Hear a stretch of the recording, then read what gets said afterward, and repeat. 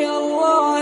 لا تقطع بني عمي يا بد أهل السلوم الزينة المجرد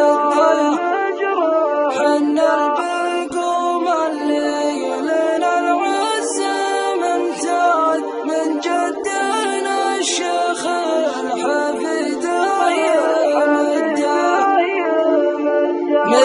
متوارثين الماجد جد على جد الطفل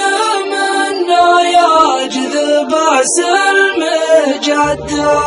يالله لا تقطع بني عمي يا بد على السلوم زينه المجرده حن البقوم اللي لنا العز ممتد من جدنا الشيخ الحفيد يمده متوارثين الماجد جد على جد الطفل منا يجذب سلم جده امجد من عصر مضى ما لها حد قد خلدوها راكبين على شده وعلى بنات الحصن يوم المناكد يوم ان كل واقف دون حده وفقال صاير يوم الايام تشتد كم